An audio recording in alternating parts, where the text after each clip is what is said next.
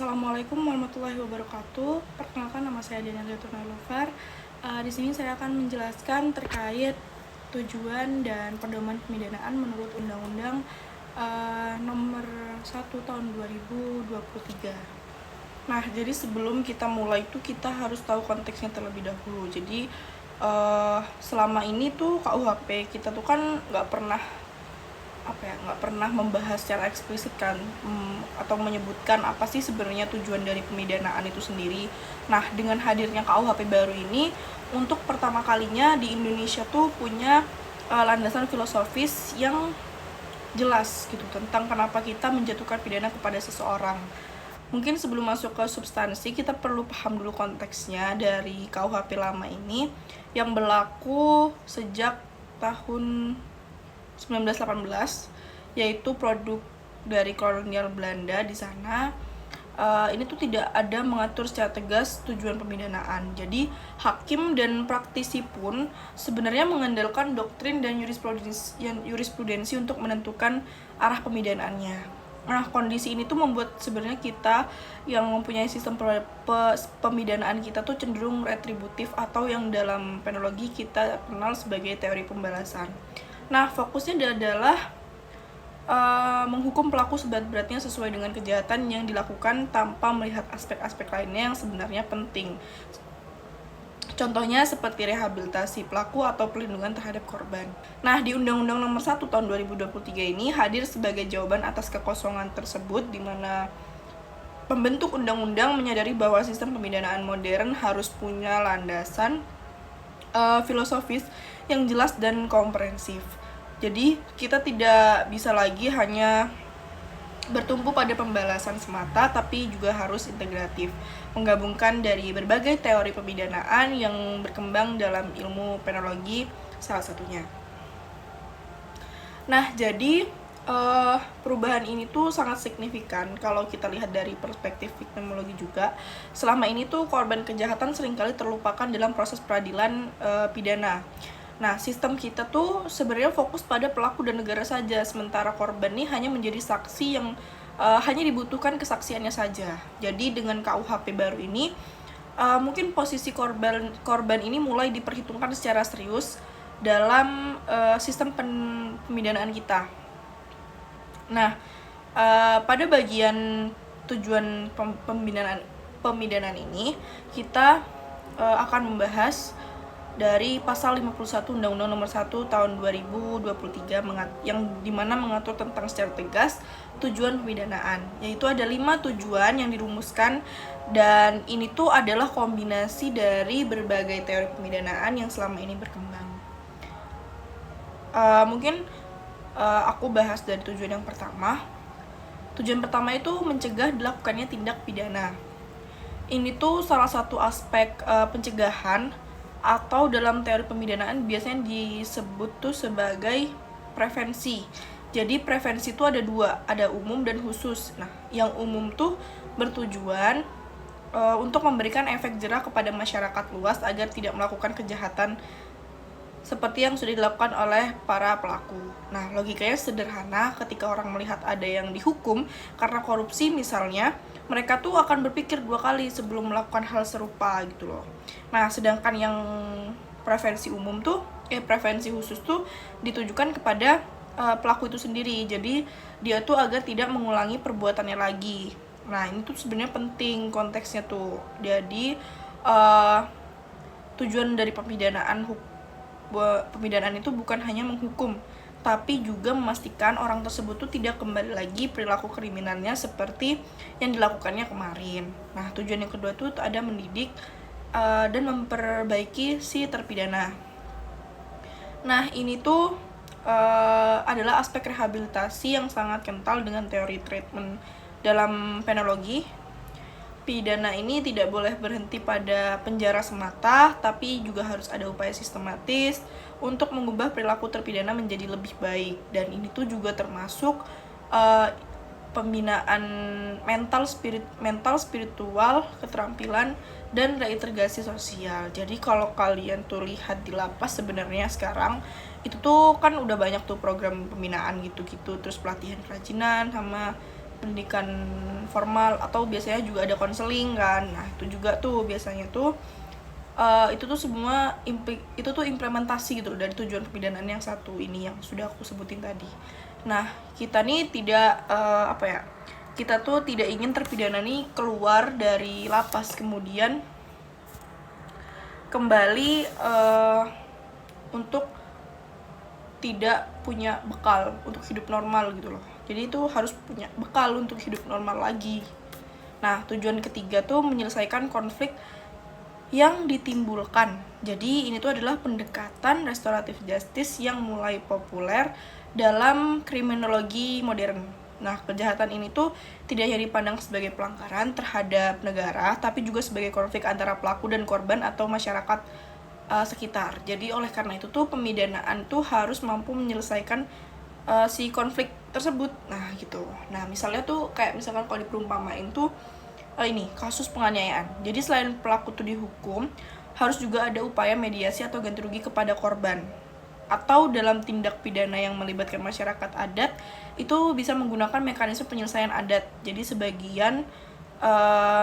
bagian dari proses restoratif juga. Ini tuh sebenarnya intinya tuh tujuannya tuh ini mengakui bahwa pemidanaan yang efektif adalah yang mampu memulihkan keadaan dan hubungan sosial yang rusak akibat kejahatan yang telah dilakukan oleh si pelaku ini. Nah, tujuan yang keempat tuh ada memulihkan keseimbangan. Jadi tujuan ini tuh berkaitan erat dengan konsep keadilan dan keseimbangan sosial. Ketika terjadi kejahatan, ada ketidakseimbangan yang terjadi antara korban yang dirugikan, dan mungkin dari situ masyarakat juga bisa menjadi resah. Jadi kepercayaan terhadap hukum tuh juga akan melemah. Nah pemidanaan itu harus mampu mengembalikan keseimbangan tersebut tadi. Dari perspektif victimologi mungkin ini juga sangat penting ya, karena korban tuh harus merasakan keadilan secara tegas, dan ya justru telah dilaksanakan dengan tegas juga. Jadi masyarakat tuh harus melihat bahwa hukum berjalan dengan baik, berjalan dengan adil gitu. Nah kepercayaan terhadap sistem peradilan tuh harus dipulihkan. Jadi pemidanaan yang hanya fokus pada pelaku tanpa memperhatikan dampak sosial tuh akan menciptakan ketidakadilan baru gitu loh. Jadi kita semua harus memang adil ke semuanya. Nah tujuan kelima yaitu mendatangkan rasa aman dan damai tentunya. Ini tuh tujuan akhir dari keempat tujuan tadi. Jadi di atas hasilnya dari masyarakat tuh, masyarakat harus merasa aman dan damai, dan pelaku tuh tidak mengulangi kejahatan lagi, korban sudah merasa dipulihkan, dan konflik ini terselesaikan dengan adil juga dan keseimbangan sosial kembali. Tujuan ini tuh juga mengakui bahwa hukum pidana tuh memiliki fungsi protektif atau fungsi yang melindungi masyarakat tentunya, yang yaitu dari ancaman kejahatan. Terus bukan hanya melalui pemenjaraan pelaku, tapi juga melalui pencegahan sistematis dan pemulihan kondisi sosial. Nah, yang menarik dari kelima tujuan ini itu sebenarnya tuh sifatnya yang integratif. Di Undang-Undang Nomor 1 Tahun 2023 ini tidak memiliki satu teori saja, tapi menggabungkan teori-teori dari beberapa teori seperti retributif, prevensi, rehabilitasi, bahkan restoratif. Ini tuh pendekatan yang lebih humanis dan realistis sih tentunya terhadap kompleksitas kejahatan dan pemidanaan. Nah, masuk kepada poin pedoman pemidanaan. Di poin ini setelah paham tujuan pemidanaan, sekarang pedoman pemidanaan ini telah diatur di dalam pasal 52 Undang-Undang Nomor 1 Tahun 2023, dan tentunya panduan bagi hakim dalam menjatuhkan pidana. Jadi hakim ini tidak boleh sembarangan atau subjektif lagi dalam memutus perkara yang ada. Kriteria-kriteria objektif juga harus dipertimbangkan. Nah, beberapa pedoman yang perlu diperhatikan. Nah, pedoman pertama tuh ada kesalahan pembuat tindak pidana. Ini tuh adalah prinsip fundamental dalam hukum pidana yang dimana tiada pidana tanpa kesalahan. Jadi hakim tuh harus menilai seberapa besar nih tingkat kesalahan pelaku.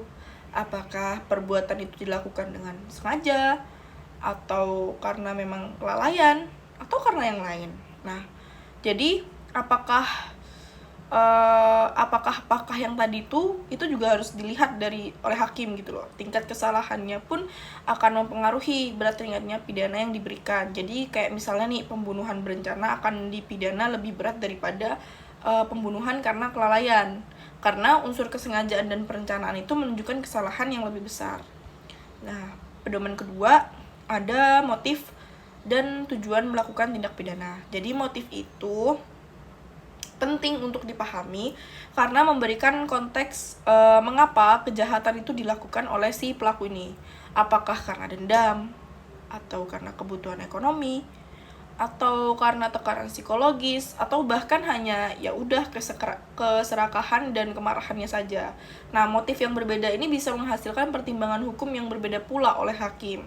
Contoh sederhananya kayak misal ya, pencurian karena kelaparan akan berbeda pertimbangannya dengan pencurian karena gaya hidup. Nah, itu tuh meskipun deliknya sama, tapi motif memberikan nuansa moralnya itu berbeda gitu loh. Nah, hakim tuh dari hal tersebut harus peka kayak terhadap aspek yang ya menjatuhkan pidananya gitu. Hakim harus adil dan proporsional tentunya. Nah, pedoman ketiga, cara melakukan tindak pidananya. Ini tuh berkaitan dengan modus operandi sebenarnya. Kayak apakah kejahatan dilakukan dengan kekerasan, ancaman, tipu muslihat, atau penggunaan posisi. Nah, semakin sadis atau terencana, cara pelaksanaannya ini semakin berat pula pertimbangannya dari yang dikeluarkan oleh hakim. Dalam konteks viktimologi mungkin ini penting ya, karena berkaitan dengan tingkat penderitaan korban. Jadi tuh pembunuhan dengan penyiksaan tentu membuat korban ini menderita lebih dari pembunuhan yang terjadi sekejap. Nah, cara pelaksanaannya ini mencerminkan tingkat kebejatan si moral dari pelakunya. Nah, pedoman keempat itu ada sikap batin pembuat tindak pidana. Sikap batin ini berbeda ya dengan kesalahan sebenarnya. Itu lebih ke kondisi psikologis dan atau kayak emosional lah dari si pelakunya ini. Nah, jadi saat melakukan kejahatan tuh apakah dia dalam keadaan tenang, terkontrol, atau dalam keadaan yang emosi gitu. Nah, apakah ada penyesalan di akhirnya. Nah, konsep ini tuh sebenarnya mengakui bahwa manusia tuh adalah makhluk yang kompleks. Seseorang yang melakukan kejahatan dalam kondisi panik, tertekan, itu mungkin perlu diperlakukan berbeda dengan yang melakukan dalam keadaan sadar dan penuh rencana. Nah, pedoman yang kelima itu ada riwayat hidup dan keadaan emosional, keadaan sosial ekonomi. Nah, itu tuh pendekatan sosiologis dalam pemidanaan. Jadi si background pelaku ini itu tuh harusnya dipertimbangkan gitu loh. Apakah dia berasal dari keluarga yang broken home mungkin, karena kan sekarang lagi marak lah ya. Apakah dia pernah jadi korban kekerasan mungkin, apakah kondisi ekonominya lagi membutuhkan sekali, mendesak mungkin. Banyak kemungkinan. Nah, pendekatan ini tuh sebenarnya tidak bermaksud membenarkan kejahatan, tapi ini mengakui bahwa kejahatan seringkali adalah produk dari kondisi sosial. Dengan memahami riwayat hidup tuh hakim bisa menentukan kayak jenis pidana yang paling tepat, atau bahkan apakah penjara atau pembinaan atau bentuk yang lainnya gitu loh. Nah, terus pedoman yang keenam itu ada sikap dan tindakan setelah melakukan tindak pidana. Jadi apakah si pelaku ini menyesali perbuatannya, atau dia kooperatif dengan penyidikan, atau dia berusaha memperbaiki kesalahan, atau malah sebaliknya. Jadi pelaku arogan, dia tidak mengikuti apa yang sudah berlaku. Nah, dalam praktik nih pelaku yang menunjukkan penyesalan, tulus dan berusaha bertanggung jawab biasanya dapat pertimbangan yang lebih ringan. Pun sebaliknya, seperti tadi yang saya bilang, kalau arogan gitu-gitu tuh ya pertimbangannya pasti lebih berat, karena ya hakim juga manusia lah, tahu ya mana yang tulus mana yang tidak, begitu. Nah, pedoman yang ketujuh, ada pengaruh pidana terhadap masa depan. Ini tuh pertimbangan futuristik. Jadi hakim tuh harus memikirkan apakah pidana ini membantu pelaku menjadi lebih baik atau justru lebih buruk gitu. Nah, apakah pidana penjara ini solusi terbaik juga atau ada alternatif lain yang lebih efektif untuk si pelaku? Jadi kayak diibaratin deh, untuk anak yang melakukan tindak pidana ringan, mungkin pidana penjara justru akan merusak masa depannya. Jadi hakim tuh harus ya berpikirlah alternatif lain gitu, seperti pembinaan atau kerja sosial mungkin gitu. Nah, dari hal tersebut tuh bisa dijelaskan bahwasannya hakim memang harus berpekat terhadap bagaimana ya keberlanjutan hidup dari si pelaku juga. Pedoman ke-8 yaitu pandangan masyarakat terhadap tindak pidana. Ini tuh sebenarnya dimensi sosiologis lainnya, yang dimana bagaimana masyarakat nih memandang kejahatan tertentu. Apakah kejahatan ini menimbulkan kekerasan, keresahan sosial yang keresahan sosial, atau pertimbangan-pertimbangan lain yang menjadi legitimasi di masyarakat gitu. Nah, misalnya kayak contohnya deh, tindak pidana korupsi atau narkotika, itu tuh biasanya kan kayak masyarakat kayak nggak mau gitu loh, kayak nggak mau menerima, karena kayak ya dia memang dampak sosialnya tuh kayak masif gitu loh. Jadi hakim tuh harus sensitif, kayak ya harus juga sensitif pada aspirasi dari masyarakat itu, karena kan masyarakat juga perlu hidup dengan aman dan damai kan, seperti yang tadi saya bilang. Pedoman ke-9 tuh ada pengaruh terhadap korban atau keluarga korban. Nah, ini tuh sebenarnya aspek viktimologis yang sangat penting untuk pertama kalinya dalam sistem hukum pidana kita. Jadi korban ini dipertimbangkan secara serius dalam pemidanaannya. Hakim juga harus melihat kayak seberapa besar penderitaan korban, apakah ada trauma psikologis, bagaimana dampak ekonomi terhadap keluarga korban, dan yang lain-lainnya mungkin. Jadi adanya pertimbangan-pertimbangan ini tuh sebenarnya membuat sistem pemidanaan kita tuh lebih berkeadilan, karena tidak lagi hanya melihat pelaku dan negara saja, tapi juga korban yang tentunya perlu diamankan, diselamatkan, diberikan keadilan. Dan itu juga sebenarnya pemulihan korban ini menjadi salah satu indikator keberhasilan dari pemidanaan itu sendiri. Nah, pedoman terakhir nih, pedoman ke-10 yaitu nilai hukum dan keadilan. Itu tuh ada pedoman ini tuh adalah pedoman paling abstrak tapi juga paling fundamental. Jadi hakim tuh harus mempertimbangkan nilai-nilai hukum yang hidup di masyarakat, kayak rasa keadilan yang universal dan prinsip-prinsip hukum yang fundamental juga. Kadang penerapan hukum tuh sebenarnya kayak diterapin secara kaku, dan justru itu tidak adil sih menurut masyarakat kebanyakan. Jadi disinilah hakim harus menggunakan pertimbangan nilai hukum dan keadilan untuk menemukan putusan yang paling tepat. Dan ini juga adalah ruang gitu loh bagi hakim untuk melakukan penemuan hukum atau finding yang adil dan bermartabat bagi hakim sendiri dan bagi pelaku, korban, dan masyarakat tentunya. Lalu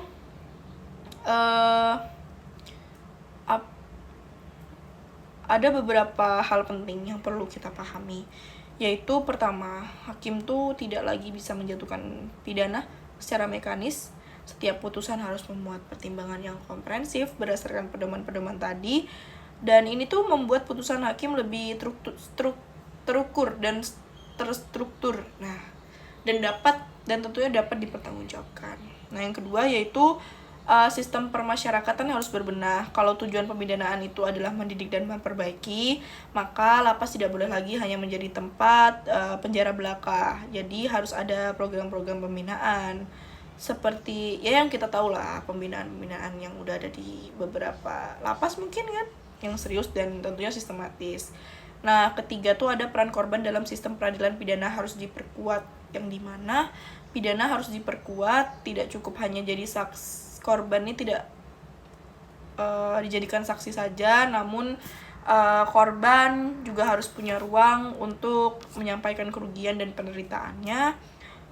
Dia juga punya hak untuk mendapatkan pemulihannya. Nah, yang keempat tuh ada pendekatan restoratif justice, harus diperluas, kayak diversi, mediasi penal gitu-gitu tuh sebenarnya mekanisme penyelesaian di luar pengadilan tuh untuk tindak pidana tertentu harus dikembangkan sebagai alternatif dari proses pengadilan.